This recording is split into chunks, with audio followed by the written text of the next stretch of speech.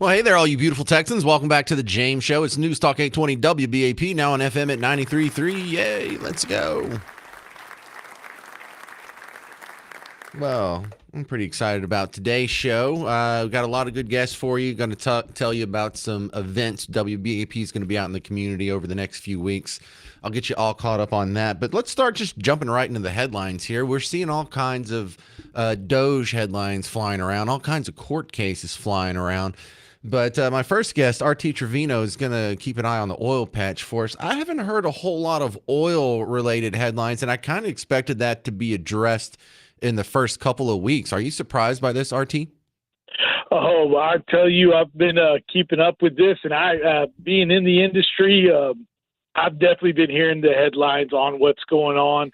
The one that's really interesting to me right now is how President Trump just came out the other day, and he's vowed to tap America's liquid gold oil reserves and drill, baby, drill. We'll see how that goes. I don't know if drill, baby, drill really means that or not. Well, have we had any executive orders or actual changes in policy? We've definitely had the executive orders, a great question, that have reversed a lot of the bad policies that were in place during the previous administration. Is it something that you could explain to me in like 10 seconds, or is it kind of deep in the weeds? Well, for some of the easy stuff, he's removed some of the executive orders that President Biden put in to drill on federal land in Alaska. And last week, of course, President Trump announced with the Prime Minister of Japan that we're looking to, form a partnership and provide them with as much oil and natural gas as they need with a possible pipeline from Alaska. So that's exciting. And then also just some of the offshore mandates that the previous administration did. President Trump and his team have already reversed those through executive order. But what we're really excited about is the Lee Zeldin becoming part of the EPA and really the head of the EPA. And hopefully they'll be able to redo and remove a lot of the bureaucracy and stop the EPA from being a weapon against the oil and gas industry for the first time in over 20 years. All right. So a lot of that sounds like it would help downstream, but y'all do have some headwinds. The tariffs on what we got, like aluminum and steel. I know you don't make your derricks out of wood these days. So are y'all going to be affected by some of your inputs being hit with tariffs? If they actually come to fruition, yes, obviously we will. However, I look at this more as nothing more than an actual negotiation tactic that this president has been using now for weeks, and nobody in the world can afford these tariffs. I know China is really threatening and saying bring them on, but we really know that they have a horrible economy, so let's see how long they can actually withstand these tariffs. Okay. Is there anything else that economically is affecting the oil patch? Right now, not really. If President Trump really wanted to drill, baby, drill, we could see some things affected. But really what I believe he means when he says drill, baby, drill is really build, baby, build. We need that infrastructure built. We need modern day infrastructure built for the oil, but also for natural gas so that we can get more natural gas across America. Well, RT Trevino, what about the Keystone XL pipeline? That's another good one. I do think that is something that we will get back on and add that, hopefully get about another 800,000 barrels a day from our partners in Canada, especially with the sanctions that President Trump is putting on Iran of cutting them out 2 million barrels of oil a day. So we could really use that as well. So did y'all talk about on the Crude Truth podcast, RT, about the tariff threats with Canada? And we're under a delay right now. It's been paused for a month. But I remember reading somewhere that Canada is reliant on our pipeline system because they don't have one that goes all the way across their country. Is that true? Because that seems like an awful simple oversight. I'm not 100% on where Canada's pipelines go and do not go. I do know that we do share a lot of them to make sure that oil goes from point A to point B, and that Canada, again, has some of the large reserves just like America does. And our partnership is only going to be so much more important moving forward, and that's why I think President Trump at this time is really doing his best to negotiate strongly with Canada so that in the long run, North America as a whole is even stronger, not only at the borders, but with our energy security. In 6 months, is the price of gas at the pump going to be cheaper? If I knew that, I wouldn't be here. Yeah, I know it's an impossible question. RT Trevino, tell them about your podcast. What y'all talk about last week? Yes, we had on the great David Blackman and Stu Turley and Dr. Ed Ireland. And also last week we had on an amazing doctor, Dr. Molly Turco, who has a PhD in geology, talking about the North Texas area and why North Texas has been just a thriving area for oil and gas for over 100 years now. Not to mention, we also had on Nikki Morris, who is the new head of the TCU Energy Department here in Fort Worth, and we'll have those episodes coming out real soon. Very cool. All right, RT Trevino, Crude Truth Podcast. Thank you very much, sir. Thank you, sir. All right. Coming up next, we're going to break down some of Trump's poll numbers, and we'll look at a lot of them. CBS, Ipsos, Pew, a whole Gallup. They're all positive on this guy. And when you compare him to where he was in his first term, it's night and day. Now, the question isn't, are they good? The question is, can this popularity last? What do you think? 800-288-9227. 800-288-9227. I'm James Parker. It's News Talk 820 WBAP, now on FM at 93.3.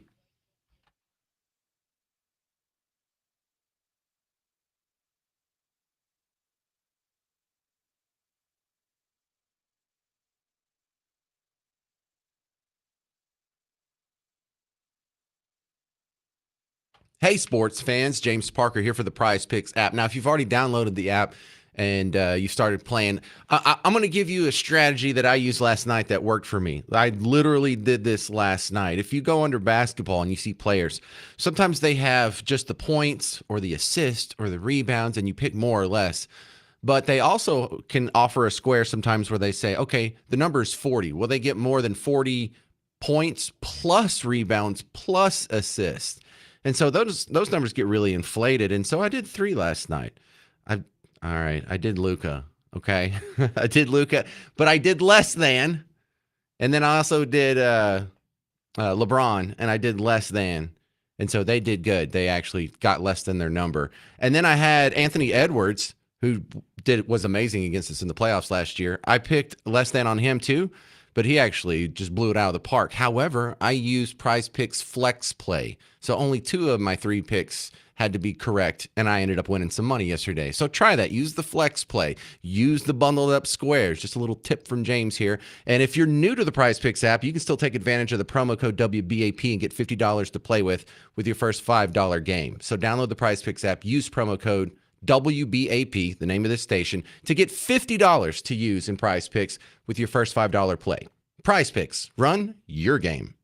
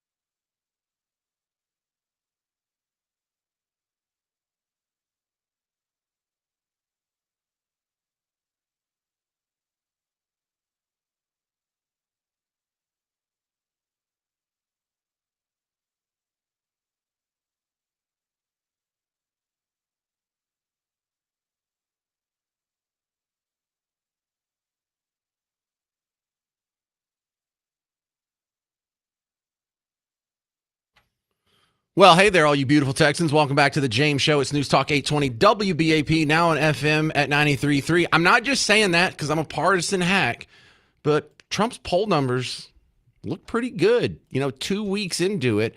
Look, they're not stellar, but the important context is, where were his numbers when he was 2 weeks into his first presidency? Well, he was underwater, as in he had more people strongly disapprove than strongly approve. Not only has he lessened that gap, he's actually turned positive. He's in the green on that statistic. And it doesn't mean a whole lot if I say it, but I'll have the statistician from CNN say it in just a second, Harry Inton. But my question for you is not even if these numbers are real. Do you think these numbers can last? Do you think these numbers can withstand the onslaught of 95% negative press coverage, which is what he got over the campaign cycle and about what we were used to for the 4 years? We already saw how they covered him. Can these high poll numbers stay positive through even the onslaught of media that's about to happen over the next 4 years? Because I can see this both ways. Number one, that one of the big differences is that the media, the legacy media, has given way to a lot of competition that doesn't share their ideological backing. I mean, kind of used to. It's weird to say that Joe Rogan is sort of a countervailing thought in the mainstream media, because he is a Democrat still. Like, I think he still claims to be a liberal. He doesn't claim to be MAGA. He still wants like universal health care and believes in climate change and things like that. But, they have taken up a lot of space for the millions of people that watch Joe Rogan. Maybe during Trump 1.0, which was now 8 years ago, maybe they weren't watching podcasts yet. Joe Rogan wasn't nearly as big. Maybe these people in the same chair that they're in now would have been watching MSNBC or something at the time. So the question becomes, can these good poll numbers last? Has the media lost enough juice that they can't take this guy down? Because by the time Donald Trump was rolling into the re-election campaign, you remember how beat down we were during the year of COVID? Wasn't 2020 like the worst year ever, just like apocalyptic all the way around? Well, it really wasn't. I know this is hard to remember, but it really wasn't that much different, the media's treatment of the previous Republican president, George W. Bush. There was Bush derangement syndrome. Trump derangement syndrome, I think, is a dangerous way to label it, because that almost assumes Trump's the problem. No, there was Bush derangement syndrome, and before that, there was Bush derangement syndrome. Before that, there was Reagan derangement syndrome. Can these good poll numbers last? Well, first, let me show you how good they are. Harry Inton from CNN explaining this to his dumbfounded co-host. But it's a mixed bag. Yeah, I mean, look, but it's not just CBS. I like to take an average of the polls. And holy smokes, I mean, look at what the difference is between now versus 8 years ago during the first Trump term, right? This is Trump's net approval rating on February 10th. You go back to 2017, Trump was already underwater at -5 points on the net approval rating. That's approval minus disapproval. What a difference 8 years makes. He's on the positive side of the ledger at +4 points. And again, it's not just the CBS News poll. We're talking about the Gallup poll. We're talking about the Ipsos poll. We are talking about the Pew poll. All of these respective pollsters have Trump in a better position now than they did 8 years ago. The bottom line is Americans are far more likely to say they like what they're seeing now versus what they felt during Trump's first term. Wow. Okay. That is CNN saying that. That is not Fox News saying that. That is not the Trump campaign saying that. So CNN saying it. You gotta give it a little stock. If they're in the other 364 days a year bashing Trump, and this one time when the polls come out, they got to say something nice about it. Give them a little credit there. So Harry Inton also pointing out, you couldn't see the big numbers, but when you go from -5 to +4, huge swing. And so that makes you think, well, the media, are they going to soften their coverage of him? Are they tired of calling him Hitler? Like, if you've been saying that for the last 8 years, almost 10 years now, if you count the first election cycle, it's been 9 years they've been calling him a Nazi. How long could that possibly last? And then, so what you have to look at is not just what the poll numbers say and what he's doing. I think what's really important is the party that lost, the Democrat Party, are they changing anything? Are they doing anything different? Okay, well, let me run a couple sound bites by you. One from the political class, one from the entertainment class, the lay class. First, we'll talk about Bernie Sanders here, and he's got some big concerns about these cuts. Like, is this the message that's going to win back the voters? Let's be clear about what's happening right now in Washington, D.C. Okay. Elon Musk is the wealthiest guy in the world. See, now, from the point of view of a socialist, that's evil. From the point of view of a free market capitalist, he's also, if he's the richest person in the world, did he steal it? Is that what happened? Or is he a dictator like a Chavez or Putin? And that's why he's the richest person in the world? Or did he earn it? Is he the most successful person in the world? Is he the most accomplished person in the world? Is he doing things that no one else has ever done? Yeah. How many people have tried to start an electric car company? I can name you 8 failed electric car attempts. Companies that attempted it. He's made one that's profitable. NASA never made a rocket that can send you out into outer space and reuse the big gas tanks like Elon does. Not only does he reuse them, he now has a giant robot that catches these rockets that are falling down from outer space. It's like bigger than Godzilla supposedly was. Does he have a network of breadbasket satellites floating in a lattice orbit, low Earth orbit, providing internet around the world? That's a hell of an accomplishment. On top of the other things he's done. Anyway, not to get too on a side there. Back to Bernie Sanders. He contributed $270 million to elect Donald Trump as president. Surprise, surprise. He is now having the most important job in the United States government. That's what happens when you make a huge campaign contribution. And by the way, Musk today is $150 billion wealthier than he was before Trump was elected. How's that? Not bad. So he has already spent like 42 seconds trying to get you to hate Elon Musk before he even gets to any substance of the point he's trying to make. He's the richest man in the world. So that's not a bad thing. He's gotten even wealthier since the election. Well, I kind of figured he would. It's not like a bad thing. All right, now that you've just revved up your people on an envy train here, because I don't even see those negative. You have to be an envious person to be like, ooh, he's rich. Ooh, he must be bad. He didn't earn that. He can't be richer than me. Anybody richer than me must have stole it. He got even richer since the election. He's evil. No, it's a good thing. Anyway. Now, what Musk is trying to do right now is to destroy USAID, a program which helps hungry and sick children all over the world. Less than 2% of their funding went to hungry and sick children around the world. Poorest people in the world. That's what the richest guy in the world is doing. Today, he's going after USAID. Trust me, tomorrow, he will be going after the programs that impact you and your family. Good. That is Medicaid. That is Medicare. Good. That is community health centers. That is education. Good. That is Pell Grants. Good. That is affordable housing. Good. Thank Together, God. we are going to stand up and fight back, get organized, and tell Trump that this country is a democracy. The government is supposed to work for all of us, not just the billionaire class. So stand up and fight back. We can do it. We can stop them. Was he trying to sell Elon Musk to me? Because if you take that from the point of view of a free market capitalist pig like myself, everything he said there's made Elon Musk sound great. He's the richest man in the world. Oh, cool. He's made $150 billion since the election. Now, that's a pretty good return. Maybe we should listen to what he says.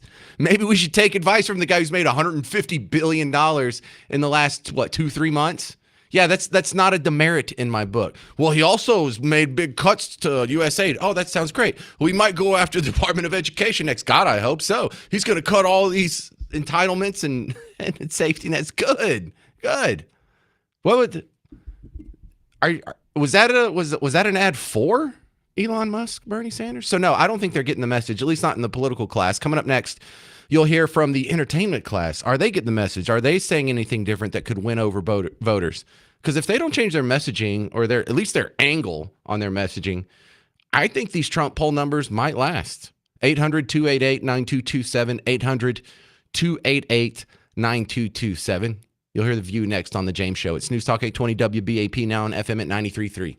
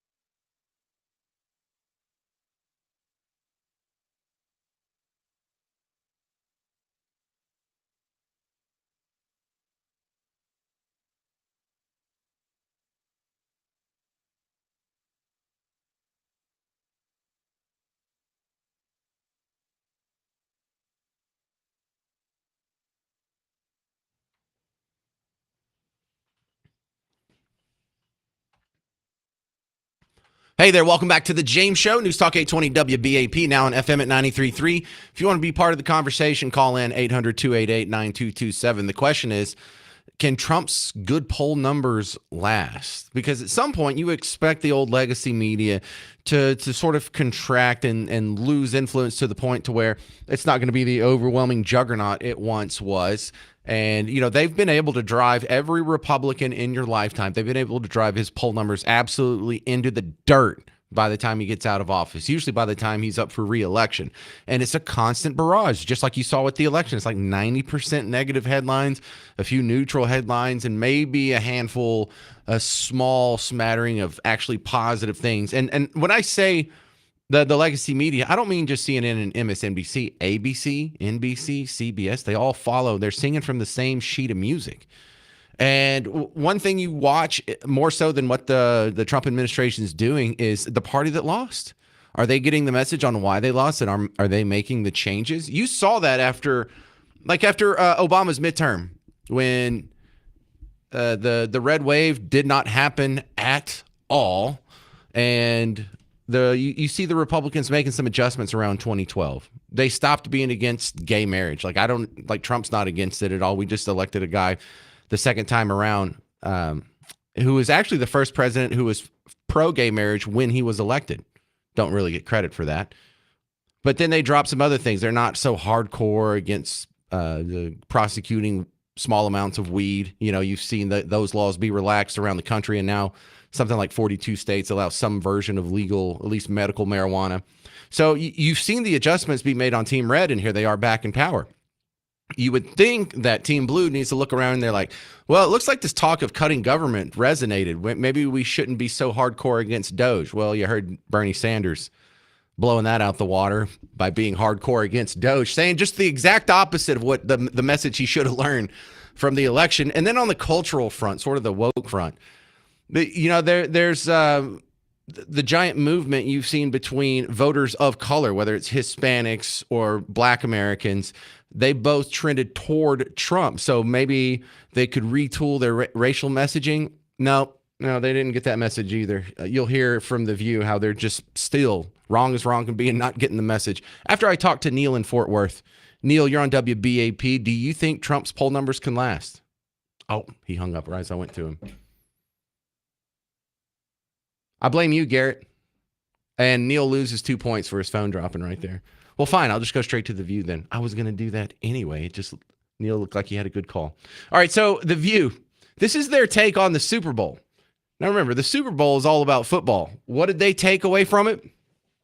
It's like the Tootsie Roll commercial. Whatever it is they think they see becomes racism to me. You know I don't do sports. You know I don't do football, so I wasn't watching the game. But listen. I think today Donald Trump is going to sign an executive order banning black people from halftime. Why is that funny? Because you remember last week we were talking about whether... The problem is everyone clapped, and so she thinks what she said is profound. She thinks Donald Trump's... I mean, I know she's making a joke there, banning black people from halftime.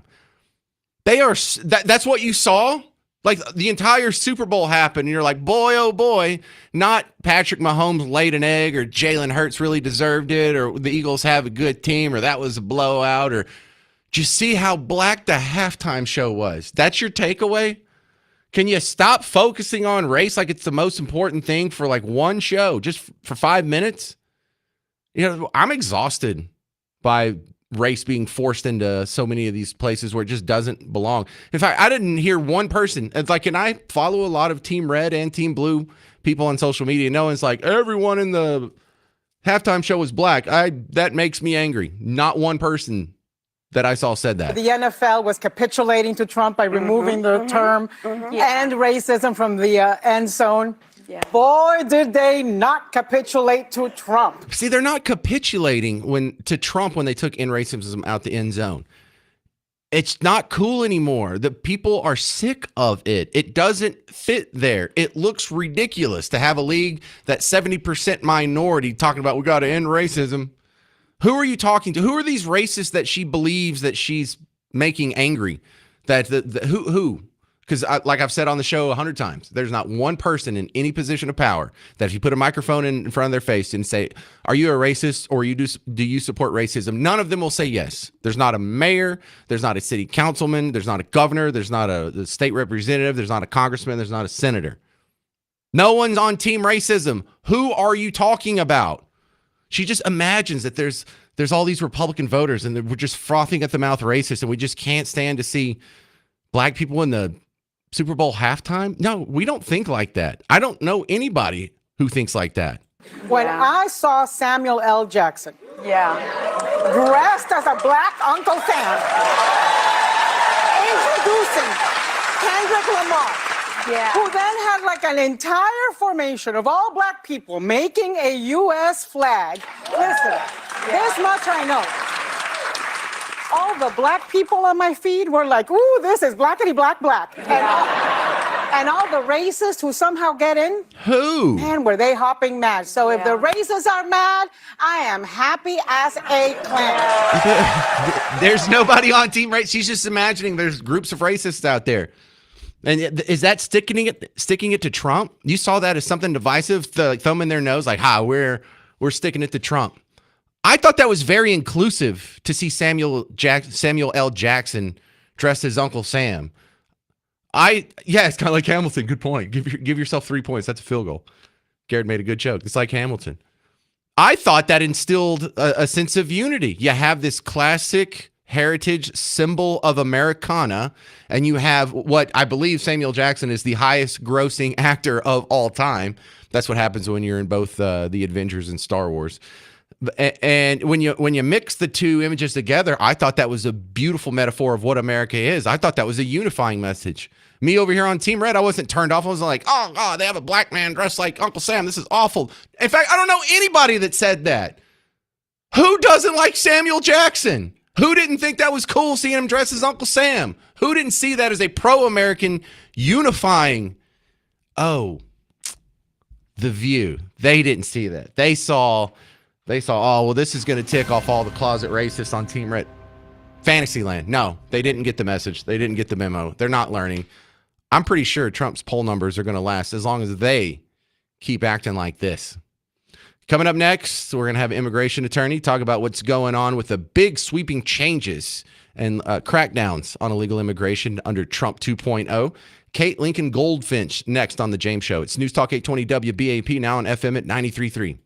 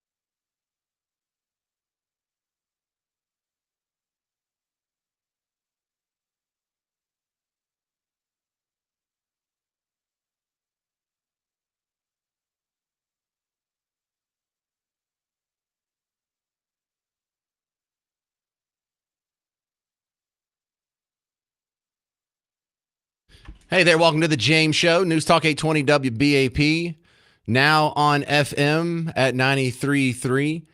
Who's enjoying this timeline now? Who's enjoying the fact that we have a guy that's going just line by line through the federal government, through the budget, and actually evaluating where your money's going? Isn't that amazing? And isn't it amazing to see so many people complain about this when going line by line through the budget? You know, trying to make a spending cut used to be okay. Used to be not, oh my God, you're going to cut the budget. Kids on the other side of the planet are going to starve. You're going to just ruin the lives of millions of people. Now, it used to be cool making a spending cut. Obama in 2008. Investments, but we've also got to make spending cuts.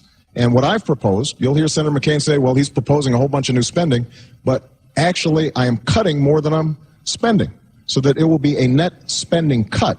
Oh, a net spending cut.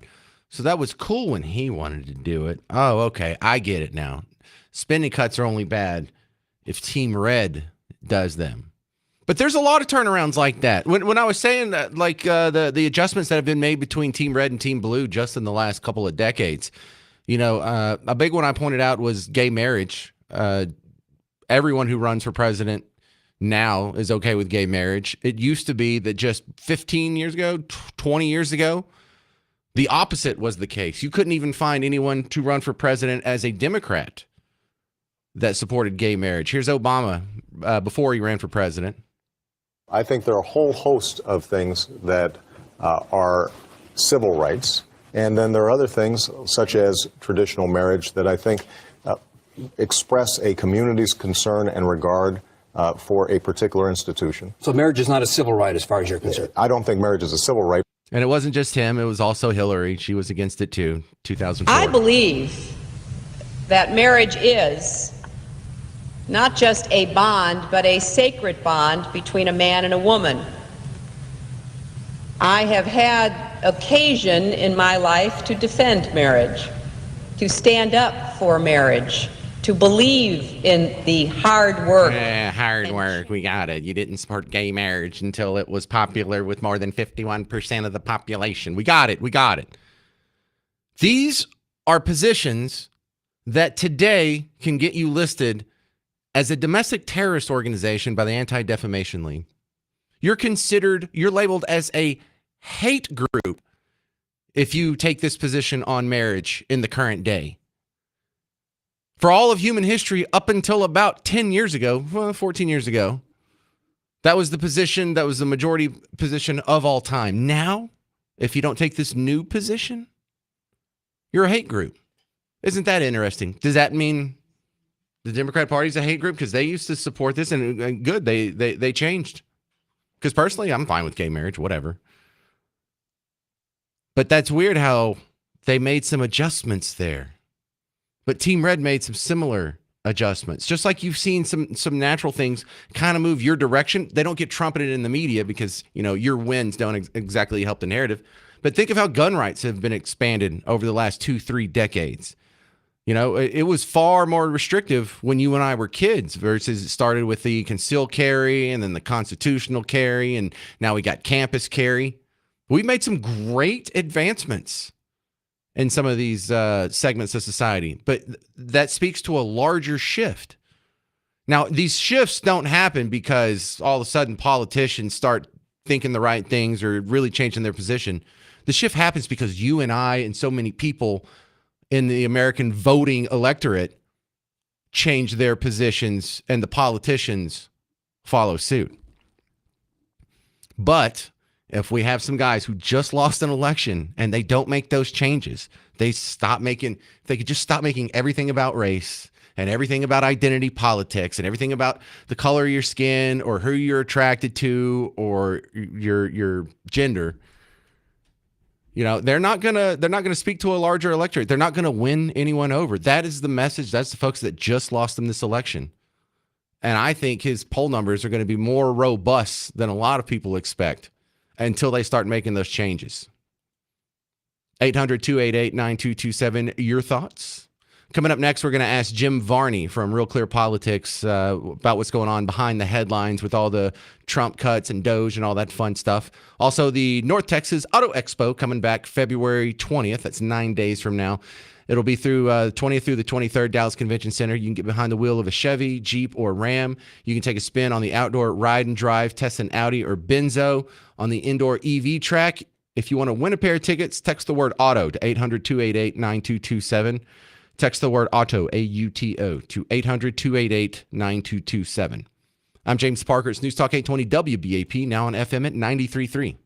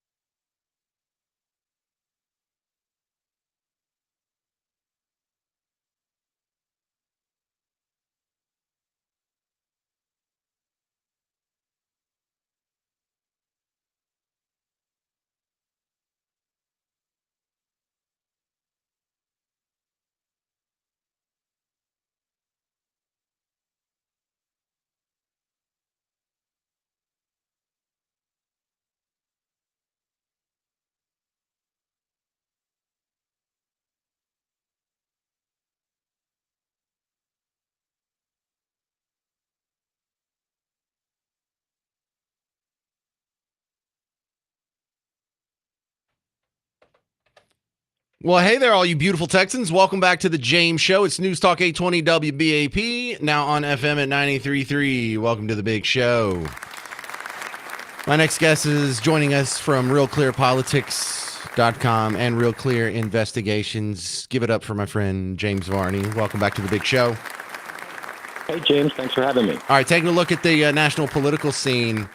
I don't understand this judge's ruling. The judge's ruling says Trump's not allowed to take down certain websites within the executive department, even though the Constitution clearly says he's the executive of the executive branch of government. Make that make sense. Can a judge really prevent the president from taking down websites that are clearly under his own branch? I wish I could make sense of that for you, James. I mean, and I think it's interesting that you see both sides now are talking about a, quote, constitutional crisis. On the one hand, you know, the left is saying that Trump cannot stop government and he cannot try and trim the bureaucracy. And on the other side, the right is saying, why is one district judge in Rhode Island presume himself able to tell the president of the United States what he can and can't do?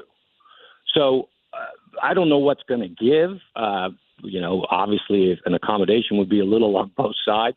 But it does seem to me, like you, from what you just said, preposterous that a district judge is going to tell the executive branch what it can do and what it can spend and how it can administer a bureaucracy that is presumably under the executive branch, but whose, you know, reach and growth was one of the driving factors in the election last November. Well, we also have another judge that was trying to stop access to the records in the Treasury Department. Mm-hmm. And I thought that was an interesting judicial decision, saying that the president doesn't have the right to audit his own Treasury Department, still under the executive branch. And if the president can't do it, then who can? Right. And, you know, there's been two interesting takes on that. One was from Justine Bateman, who you might remember from that Family Ties show. Yeah. I saw that Twitter account, and she was saying, you know, the credit card companies already have all this information. Big tech companies already have all this information, but people are, you know, screaming like banshees because they think that Elon Musk might get this information. Everybody already has that. It's just absurd. Well, it's also, what's he going to do? Take out a credit card in my name and run it up, and then just like run laughing maniacally into the night? Right. And another place that I would encourage your listeners to look at is Data Republican, small r, on Twitter. Really fascinating stuff that is just sort of laying out what's going on here. And it seems to me ridiculous that a district judge is going to say that first of all, he apparently issued the ruling at 1 a.m. on Saturday. And according to Trump, it was ex parte, meaning that Trump and the government's lawyers never had a chance to respond to the complaint, which was filed by, like, you know, the Attorney General of California and New York. So that was one thing, the timing and who brought the case. And then the other thing is they were saying this means that even the Secretary of the Treasury couldn't look at this stuff. So, again, we've got this idea that, Trump has appointed Musk, and we now have this unelected shadow government. And as I think the Babylon Bee pointed out, the Democrats are yelling that this unelected shadow government is going to dismantle their unelected shadow government. So. Oh, brilliant. I didn't see that. Babylon Bee is funny because it's so over the target. Right. Yeah, it's a very funny site. And I think that that's really what's going on here. Like I said a moment ago, that the scope and the size and the power of the bureaucracy was one of the big facts. I don't know if you've noticed this, but it seems like I talk to people that can't stand Trump, and it's almost as if history began with Trump. And it's like, the last 4 years did happen. I mean, there was a reason that there was this election and it turned out the way it did last November. Everything didn't just start on January 20th. And these things that Trump is doing, yes, he's running around like a bull in a china shop, but I think that people voted for that. So I find it perplexing. All right, we're talking with James Varney from Real Clear Politics and Real Clear Investigations. Now, in the last couple of segments, I was pointing out Trump has skyrocketing poll numbers, way better than after the first 2 weeks of his first term. And I was asking the question, can his popularity last? These good poll numbers, because everyone we've seen, every Republican, his poll numbers eventually get beat into the dust after just 4 or 8 years of constant negative coverage. But I was also looking and seeing if the Democrats were making any changes, seeing what they did wrong in the last election and correcting course. But it seems like they're still hyper focused on race and gender and orientation. They're still supporting open borders. They're fighting government cuts. So when we return, I'm going to ask James Varney if he thinks Trump's popularity can last, or will this be the first president that can withstand a slowly fading and declining in relevancy legacy media? And if you'd like to answer those questions too, 800-288-9227, 800-288-9227. I'm James Parker. It's News Talk 820 WBAP, now on FM at 93.3.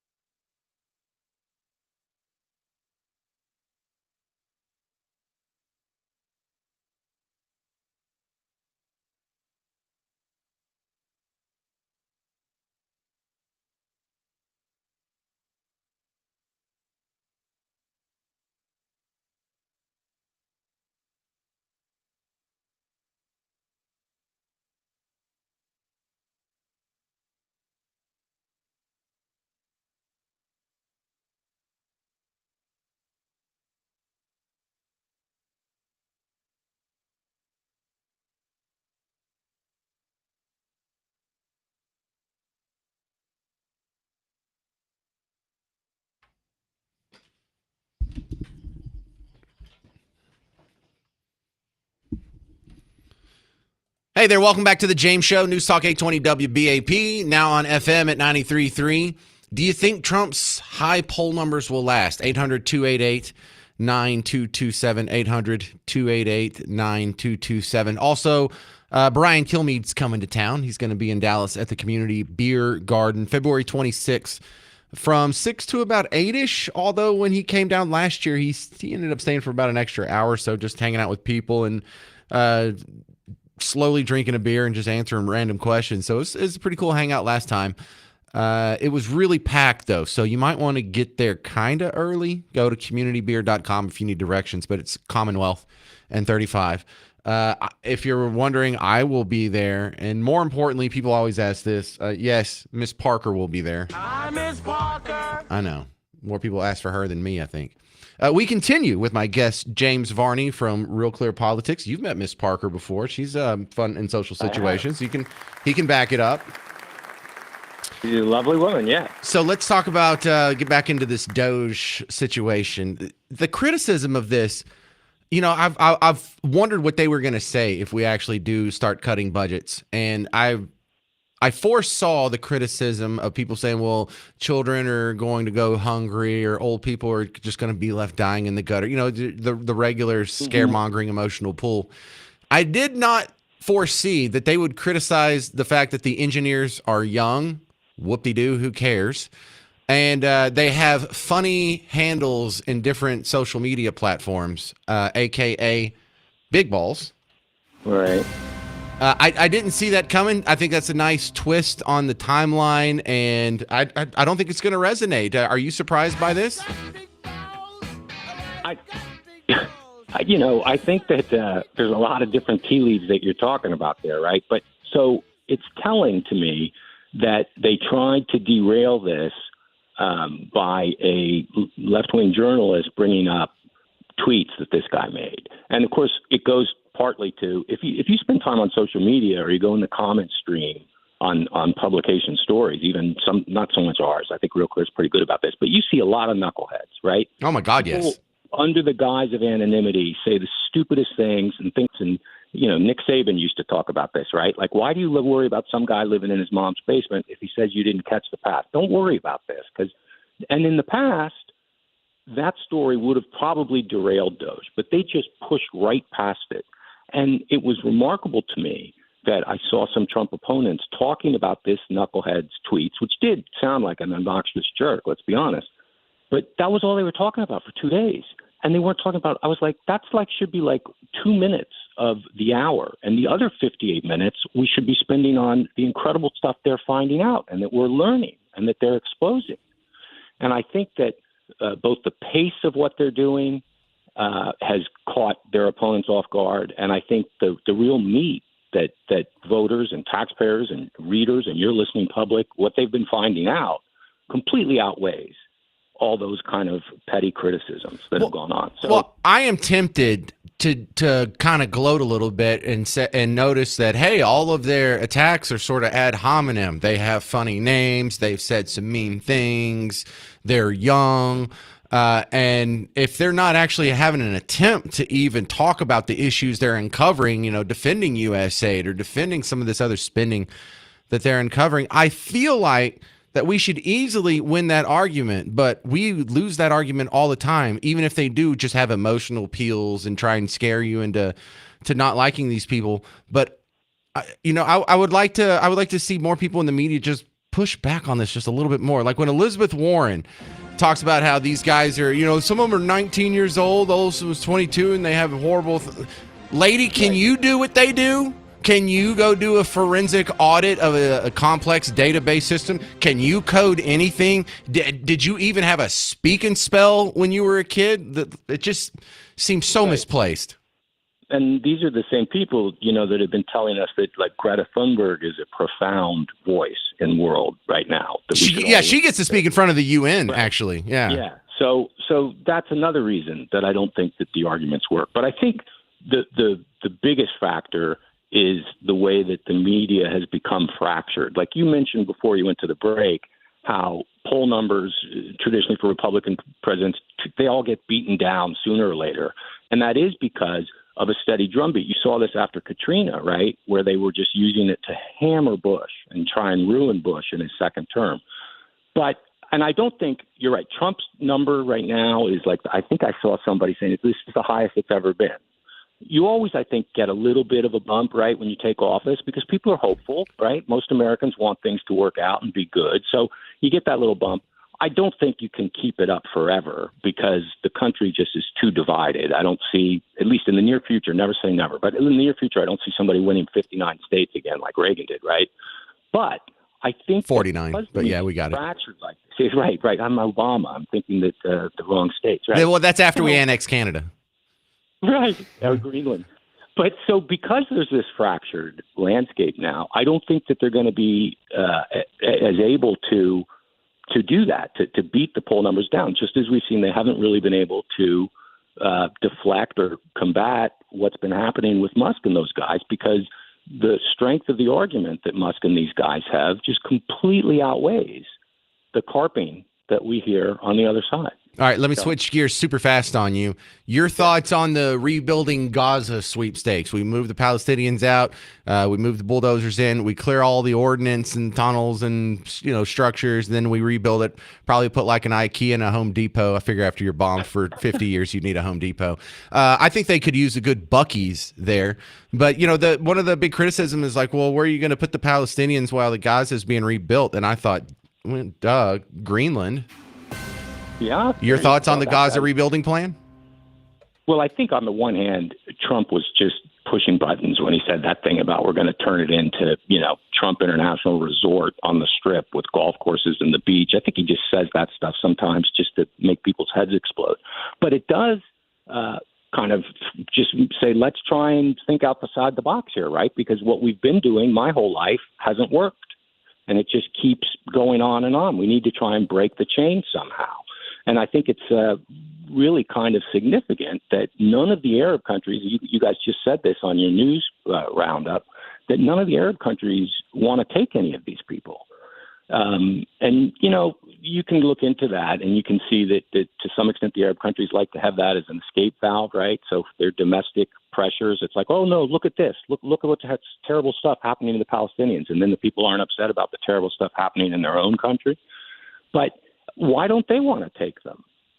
I mean, isn't that the most logical place for fellow Islamic countries to take these Islamic people that are unhappy and miserable where they are? Well, at least the West Bank, what we call the West Bank now, when it was originally partitioned out, was part of Jordan. And then since Israel took it back, they've offered to return it to Jordan, and Jordan still says, no, we don't want our own land back. That's how little we want to absorb the Palestinians. And, they've already taken a lot of refugees from that conflict to begin with. But yeah, that's always a curious point. Tell you something. Yeah, no one really wants to help these guys out. All right, James Varney, what do you got coming up on Real Clear Investigations we need to look for?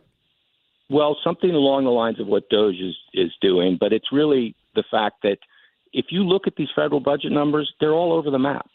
And everybody seems to have different numbers. And if you go to usaspending.gov, which is the traditional place that people have started to look, the numbers don't all add up. They don't square. And we're wondering if this thing has maybe completely slipped the leash and that the federal spending and budgeting has just gotten too enormous for anybody to really keep track of. I don't know that that's true, but that's the kind of story we're working on right now. All right. Well, thank you very much. That's James Varney. Find him at Real Clear Politics and RealClearInvestigations.com. Thank you, sir.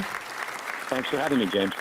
All right, coming up next, there's been a lot of talk about adding gambling to Texas, and we already have some inroads with sports gambling. In fact, Governor Abbott said some nice things about it in the last couple weeks. But is this going to cause a problem with people who develop gambling addictions? We'll ask an addiction expert next on The James Show. It's News Talk 820 WBAP, now on FM at 93.3.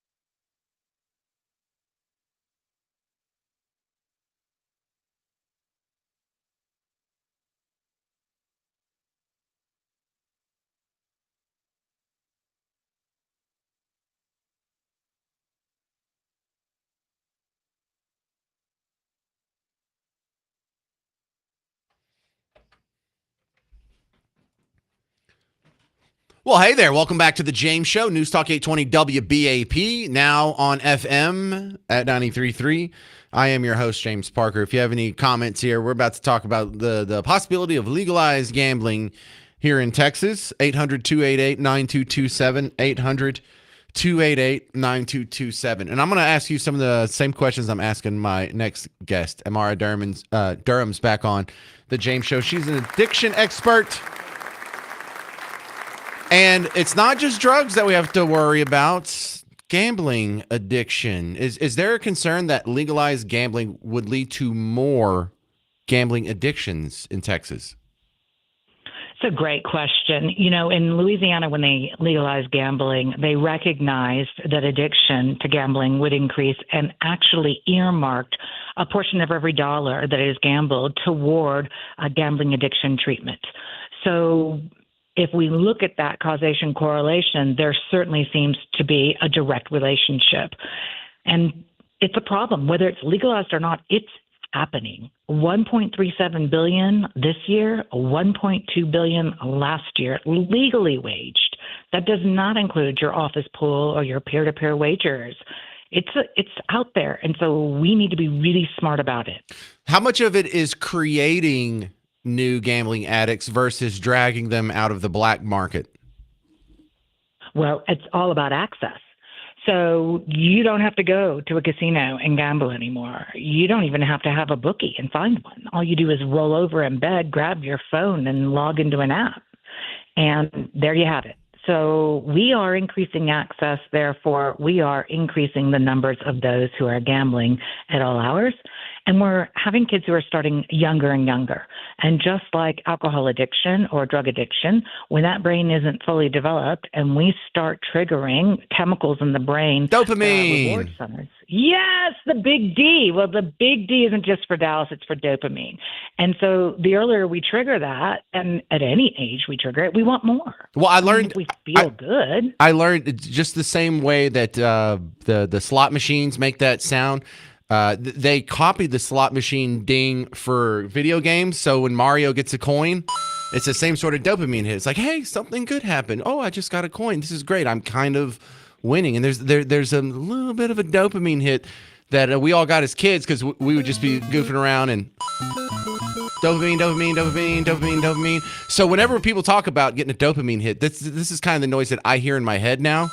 And I think that's a great metaphor for it. You just get a little bit of a positive reinforcement that makes you want to continue. Yeah, and then take that into social media, and these young people who are on social media are getting the same algorithmic approach to the dopamine hit. And then we again legalize gambling. We've got even leagues who are in this game because they realize how much money there is to be made. And so we make it really easy to access. And it doesn't really tie to ages because everyone can find a workaround. And so if you feel the surge of dopamine and it's thrilling and you want to feel it again, you keep going. And when you lose, it doesn't feel good. So we chase that feel good and we start gambling and we start losing. And that cycle to chase keeps going until it really can be life-changing. In a very negative way. Well, look, you made some good points about we all have access to gambling, or at least that dopamine chase on even phone apps now. So if access is universal, why not open up some casinos? So the statistics out there show that the greater and easier the access, then the greater the numbers. And so there is a corollary there. Opening casinos is a political argument for revenue streams, much like we talk about the taxes on cigarettes or alcohol. So there is a political argument. I care much more about the clients I end up seeing where their gambling has become so problematic and nobody knows because it's so secretive. You don't smell it on somebody's breath, and you might not be looking at their bank accounts. So you can be married to someone, you can have a child, you can have a friend who can become destitute because they have gambled and there was no way to know. And it gets so bad that we create other mental health issues that can lead to a variety of really significant consequences and up into including taking one's life, because it does feel hopeless, because it is a disease that is so lonely. This is not something you do with others when it's problematic. Do you ever go gambling? I personally work too hard for my money, so that's not my jam. But I certainly don't judge anyone who chooses to do it. It's about being wise, and how much can you gamble that you can afford to lose and walk away without having to chase. It's all about not being preoccupied with gambling. It's not gambling to the point where it's interfering with your relationships or your job or any of your pastimes that you used to really enjoy. And if you're going to gamble, don't do it to escape problems or relieve your feelings. And if you notice that you are starting to make deals with yourself, oh, I'm only going to spend this much, I'm only going to go this many days a week, and you can't hold to those deals that you make yourself, it's time to take a look at how and why you're gambling. So what do you do if to rehab someone off of gambling? Because, you know, if you're on cocaine or heroin, they'll put you in a facility to sort of detox you. And you're listed as an addiction expert. Do you treat people with gambling addiction? What do you do? It's so challenging to treat someone with a gambling addiction, because so often the access is through the phone or the internet. And it is very difficult to have someone show the self-restraint to be able to use technology in appropriate fashion while not accessing any of their online or telephonic ways to gamble. It is tough. There is Gambling Anonymous. There are treatment programs. There are medications that will change the dopamine receptors to the high that one gets from gambling, or for that matter, also alcohol or drugs or any other risk reward type substance that's used maladaptively. So between medication, treatment, and self-discipline and support groups through community organizations such as Gambling Anonymous, you can treat gambling addiction. Willingness is dispositive of success, and that's for any addiction. Amara Durham, thank you for being on the James Show. You can find her at amaradurham.com. Thank you very much. Thanks, James.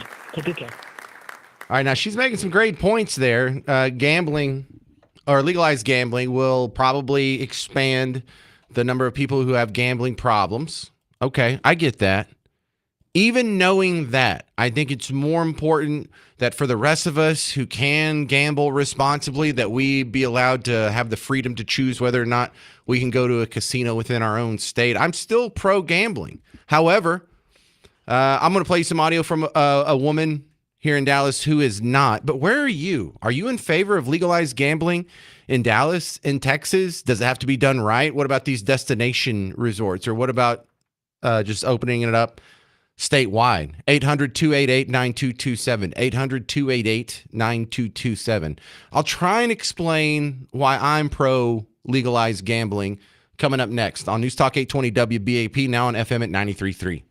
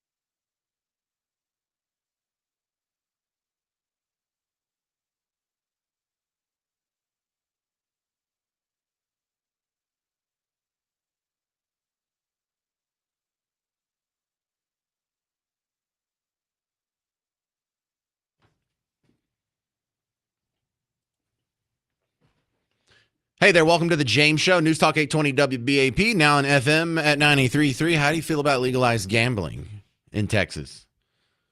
You know, this is something that comes up, and there is just a murderer's row, just a crackerjack team. There's like a magnificent seven of lobbyists in Austin right now. And they're hired by most of them the same people that own the Mavericks now, or 60% of the Mavericks, whatever that may be. But the Adelson Group, they're down there in Austin right now. They're whining, they're dining, they're charming your elected representatives, trying to get a bill that would allow them to ply their craft here in the great state of Texas. Now, I am very much pro legal gambling.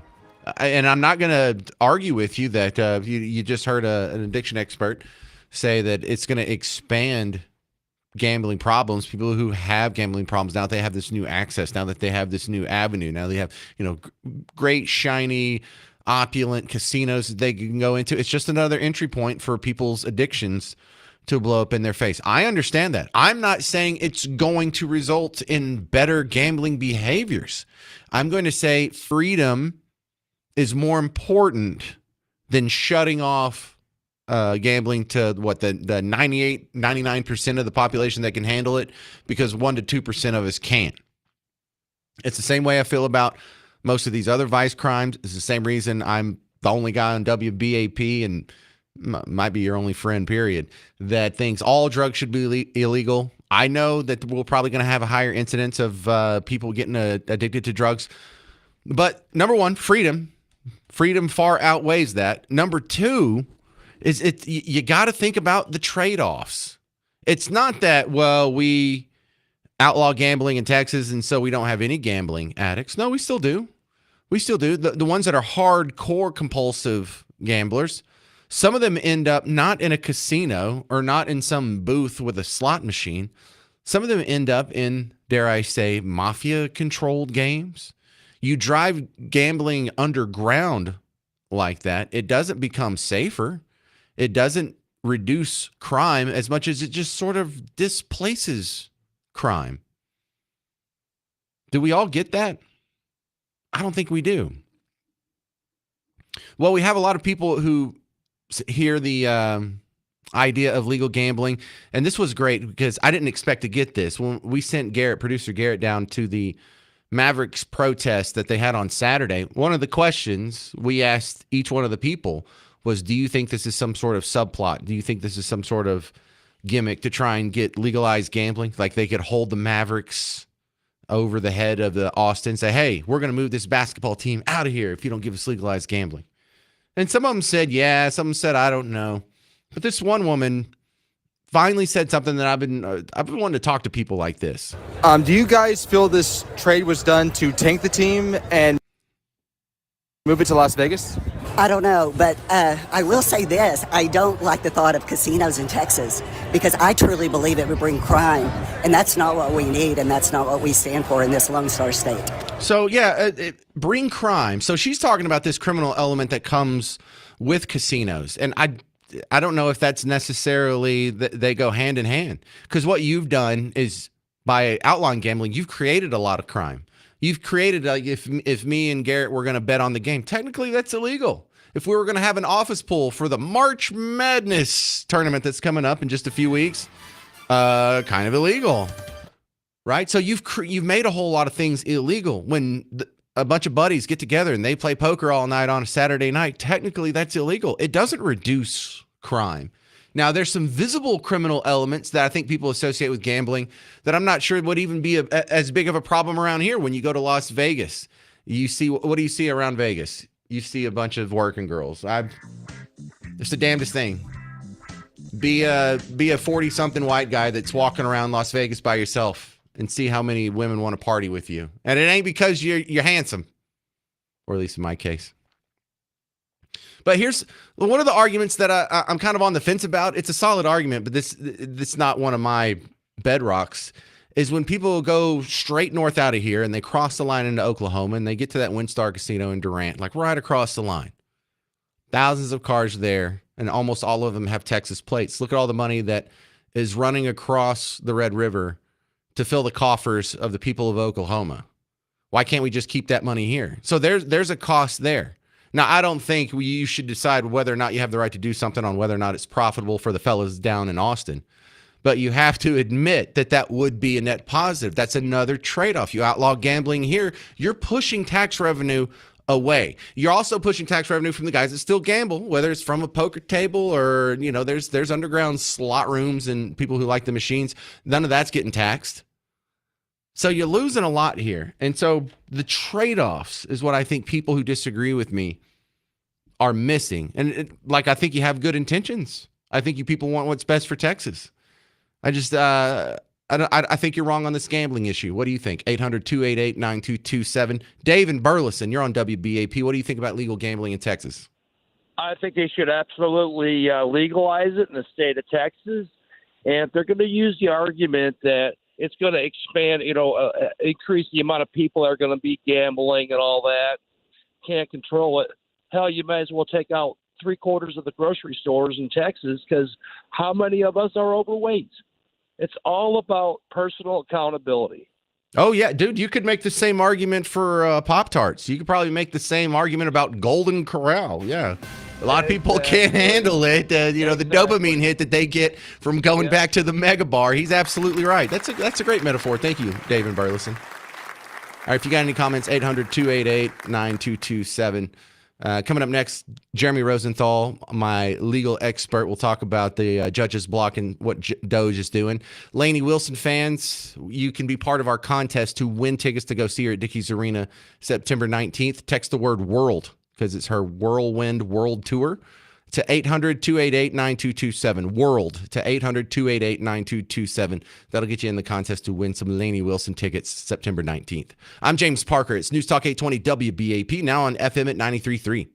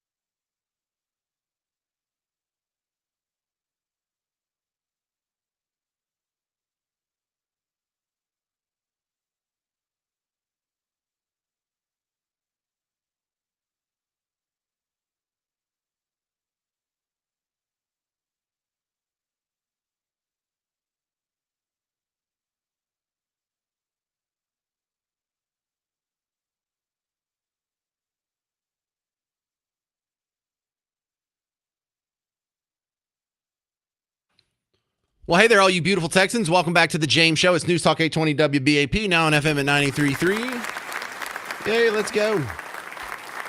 All right, hang on just a second before we get to my next guest, Jeremy Rosenthal, because I want to take a call here and read a couple comments.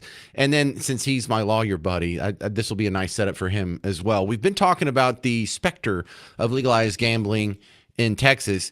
David over here on Facebook says, why do you keep pushing the gambling thing? It's not going to pass. Is this something you're told to push or your choice? It's 100% my choice. No one's told me to push that. In fact, I think most people, if they were telling me to push something, they would tell me the opposite. I think I disagree with most of my listeners. This is sort of a dangerous subject for me to tread around because, look, I'm on WBAP, and I know where the listeners stand on a lot of these issues, and I know where I disagree with them, and it's not comfortable. I don't like doing it. And why do I keep pushing it? I don't talk about legalized gambling very often, but I think legalized gambling, the positives outweigh the negatives, and I just have a default switch on the side of freedom. Like, you have to convince me more than, well, some people are going to get addicted to it before that's a status that should make it illegal. You could say the same thing about Coors Light, yet we all agree that should be legal, or do we? Tom in Frisco, you're on WBAP. What do you think about legalized gambling? Hey, so you know what? I lived in Colorado when they legalized it, and I don't know where they are today, but it was a really great move. It was only certain towns, only certain locations, because, as you pointed out, there's the moral issue that. Okay. No, I didn't know that. So one of the bills that's being pushed or being floated by the lobbyists is making it not make gambling legalized across the state. You just have destination locations, like these little pockets where it's legal. And so, like you said, it goes across the border to Oklahoma. It's not really Oklahoma; it's the reservation. And so yeah, let's keep some of that money in Texas, and that's fair. And again, it comes down to personal responsibility. What kind of self-control do you have? But the other issue, kind of not really about gambling, but you said you're for it because of your points on freedom. Well, define freedom. Freedom. So if I'm not initiating the use of force against anybody else, that's freedom. That's where my definition of freedom stops. So freedom. Okay. So this is a much bigger issue, and I'd love a show on this. Freedom is, so basically you can do what you want as long as it doesn't hurt anybody else? Pretty much, yeah. If it doesn't break their bones or pick their pocket. See, and that to me is where kind of why the world is screwed up, right? Why is that?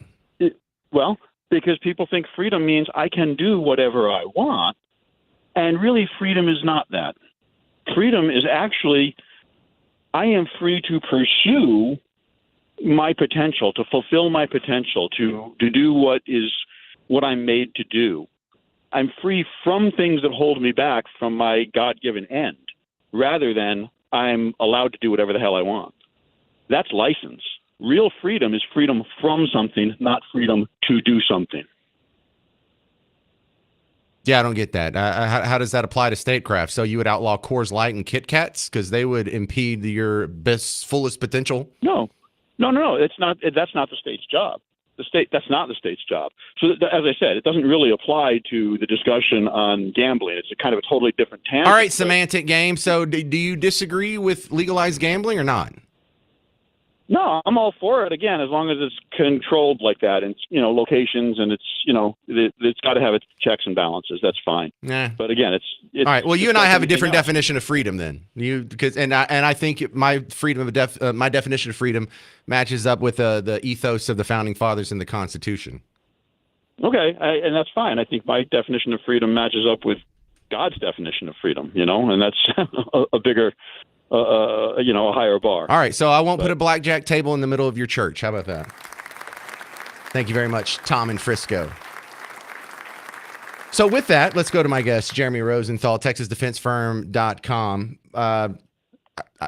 As far as the bills that are being floated or the proposals that are being floated for legalized gambling, some people are telling me I shouldn't be talking about this on the show because there's zero chance this could pass anyway. Now, where do you think this is going to end up at the end of the session? I don't know, but to that last caller's point, look, I love this topic. I think I think the debate is a healthy one. And when I was the prosecutor, what we said to juries were, your rights stop at my nose, which is another way of saying that you have freedom to do whatever you want in this country. But that stops once you hurt someone else or once you do something that we decide against public policy, right? Am I allowed to dump my motor oil in the creek? Is that freedom, right? Well, no, it's not, because at that point, I'm damaging somebody else's ability to enjoy. You're involuntarily imposing a cost on a third party. Yes.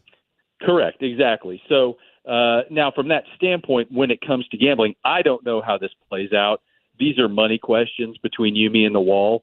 I think if the money interests are in the right places, then I think that magically Texas sees, we don't think that the vices are too bad here. Right. I mean, I'm a cynic. So I don't know if this is going to pass or get legs or not. But I think that it's like anything else. I think that with whatever appropriate regulations that need to be put in place, I think it could generate profit and revenue and enhance our state's wealth relative to other states. But it comes with the downside. I think that go ahead. Let me push back a little bit on this is just all based on the moneyed interest, because who are the moneyed interest that's keeping it illegal? Who's the moneyed interest that keeps me from buying bourbon on a Sunday? Like, how are those being propped up? I think there's a genuine, like, ideological, I don't know if it's conservative or whatever streak that's just anti-vice.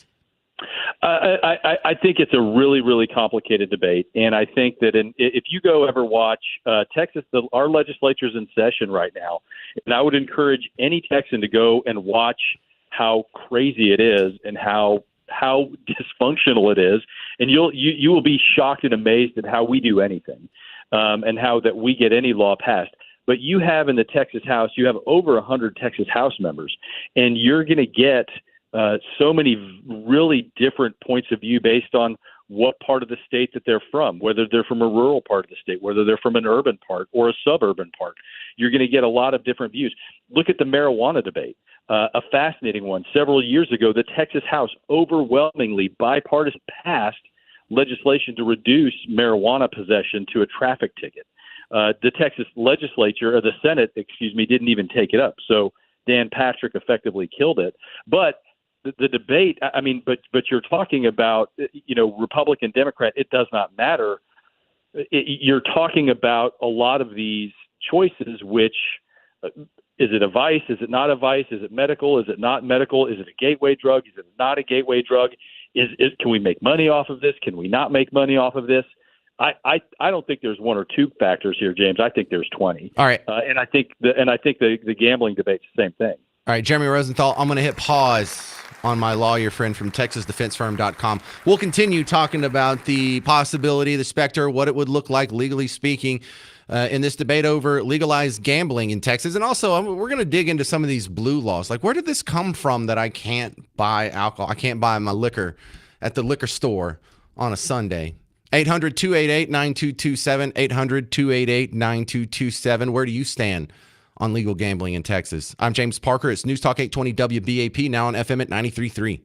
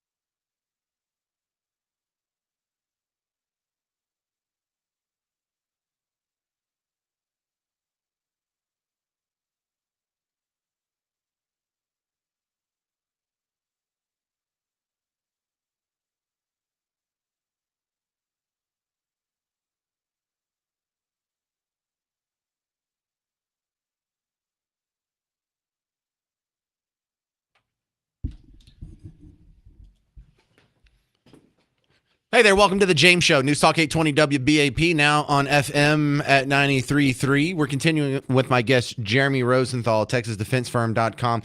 But I think we have another branch to our discussion here, Jeremy. Terry from Fort Worth has called in, and you're on WBAP. Your thoughts on legalized sports betting or gambling in Texas? Well, I think one of the first things we have to get around is Texas Constitution doesn't allow gambling. So just before you can even legalize it or consider bringing it in, you have to get a constitutional amendment. And I didn't do my homework before I came to work today on this topic, but I'm sure there's a process. I just had no idea how long something like that would take or what it requires. It's been my observation that the Texas Constitution has a bazillion amendments, and unlike the federal Constitution, which is, very limited in scope and sort of at a high level, what do we have, 26, 27 amendments there? And 10 of those were sort of part of the original deal. So really only 17 changes. Our Constitution is so weak that we have to pass amendments for a lot of things, and it's a ridiculous number. Hang on a second, let me ask Jeremy. Jeremy Rosenthal, in the Texas state Constitution, isn't there like 300, 400 amendments? There's a bunch, and I'll tell you right now, Article 3, Section 47 of the Texas Constitution outlaws many or makes very difficult many forms of gambling, but it does not completely outlaw it. The legislature has to pass specific lotteries and gift enterprises, so the gambling has to sort of fit into that narrow vein. But we have sports betting. We have on Grand Prairie, you can bet on horses. We have a Texas lottery, so it's not against the Constitution per se. It's just very narrow. And yes, there's a lot more amendments to the Texas Constitution than the U.S. Constitution. All right, hang on just a second. Let me check in with Terry and see if that was an acceptable answer, Jeremy. Terry in Fort Worth, how do you rate Jeremy Rosenthal's response to your call? Well, I think it's an accurate response, but it goes to show how they're, with our Constitution, it's like instead of just giving a blanket, we're going to allow it, they're making each and every entity or type of gambling or betting jump through hoops and basically passing an amendment one at a time, depending on which one you're asking for. Yeah, and you know what? That process feels so shady. While I'm in favor of legalized gambling, we got to do it right. I don't like this destination stuff. I don't like picking and choosing. I don't like the carve-outs like, oh, I can't gamble here. Like, I can't make a bet with Garrett, but we can go, like Jeremy said, we go to Grand Prairie and bet on the horses. So there's a little bit of duplicity in there. And look, I'll admit the ugly side. They've far more relaxed gambling laws next door in Louisiana, and I lived there for a while. And one thing they have over there that you don't see here is if you go into like a small restaurant or if you go into a big gas station in a small town, there will be a little booth in the corner where they have gambling machines. It's kind of like slot machines, and sometimes people are in there, but the way the laws are written, it has to be shut off. There has to be a door. There has to be these 2 signs. You can't let kids in there. And you feel like, does this have to be in every small restaurant? But it's just an easy revenue source, and that's kind of the biggest downside is these ugly booths for the gaming machines. So things will be different. It will be widespread. There will be small businesses taking advantage of it. I'm not saying that that's not going to happen. I'm just saying that having legal gambling, I think it's worth it. Well, worth it or not, it's individuals' decision whether they want to go into the little dark room with the machines or it should be, a larger casino in various areas. It's a vote for that individual area. But right now, you have, a system of hurdles to jump through just to get a Mother May I constitutional amendment to do this kind or that kind. Like, can I have machines? Can we play cards? What are we doing? And line it out. And I've heard you talk about this before, and you say, what money is stopping us from doing this? Well, it's the time and effort and the way they force us to individually cherry pick what kind of gambling we're going to ask to be amended. Love it. Great call. I'm going to go back to Jeremy now. Thank you, Terry. Jeremy, how come I can't buy liquor on Sundays? You just don't know the right people, James. Right. I got to go underground. You need to hang out in the right circles. It depends on where you live. We've had blue laws forever in this state, and And again, look, I mean, we talked about sort of the money interest, and I'll tell a quick story here. Everybody who's listening who's a Red Raider knows about what they call the Strip in Lubbock. The Strip, I believe, was on I-27, and it was right over the Lubbock County line. Lubbock was a dry county, or I don't know, a moist county. I think if you could buy it at like Chili's. But all the beer stores, all the liquor stores it was like Las Vegas. And it is that you were just one. But the problem is all that money that was concentrated in that one area, and it was lit up like that. You could see it from the outer space. I am convinced that in the Great Wall of China. The Strip. We have that. Smith County is still a dry county. You can't buy liquor pretty much anywhere in Smith County, packaged liquor, and like walk out of the store with it. Yeah. And so whenever you're crossing out of the county on Highway 31, there's between Tyler and Kilgore, there's a big oasis of liquor stores. If you're coming out south, as soon as you cross the county line, there's like a big Fat Dog and like 8 liquor stores. But most of those places, though, if you look at them, are temporary because they're one pen stroke away of being out of business. And that's the money interest. To your point, forever, from what I was told, I don't know this firsthand, but all the businesses that were on the strips, they did anything and everything they could do to try to influence Lubbock County politics. Oh, to keep it dry.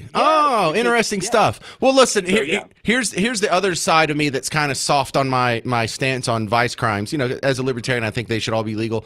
But growing up in a dry county as I did, I think it's nice that people can choose. If you have something on the county level that is making the laws and the vice laws, then you have a chance to escape it. If you don't like to live around gambling, maybe this is something that should be decided on the county level. If you don't want to have a booth in your restaurant, but also something we don't have in Smith County is, until they relax the laws, we didn't have homeless people when I was growing up. You could go across the county line into Gregg County where Longview is, and it's not a big town, but they would still have people begging for change on the corner because they can turn around and just go buy some liquor with it.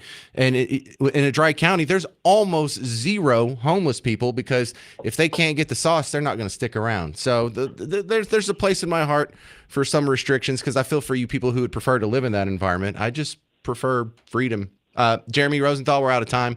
Thank you very much for your legal expertise today. Appreciate it, sir. Can I say one last thing? 30 seconds. Whatever the laws are, we need to make sure that lawyers can make a living. So any law that we have where somebody can get arrested and then hire a really good-looking lawyer in McKinney needs I to got stand it. Yeah, it'd be nice to finally see those lawyers make some money around here. Thank you, Jeremy Rosenthal, TexasDefenseFirm.com.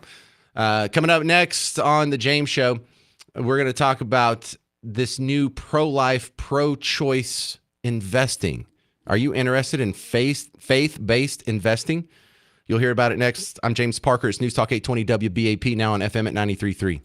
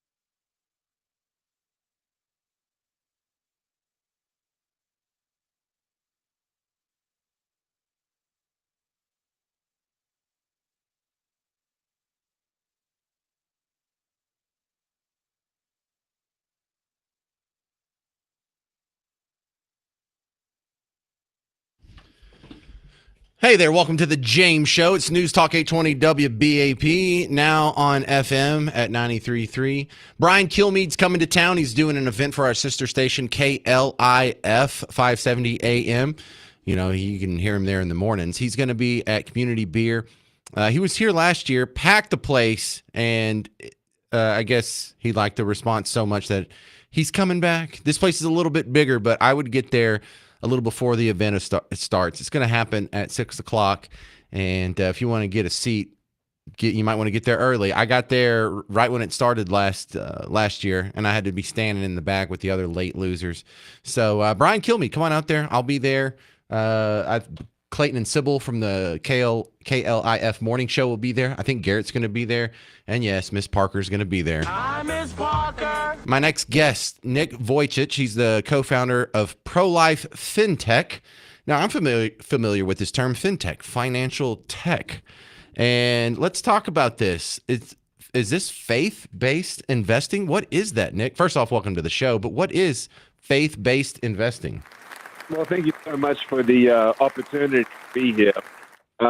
It's a wonderful platform, if you will, as a banking alternative for those of us who do care to bank on purpose and to definitely understand the power of all of us together in donating 10% net profit to things that are biblically aligned as far as a conservative Christian goes.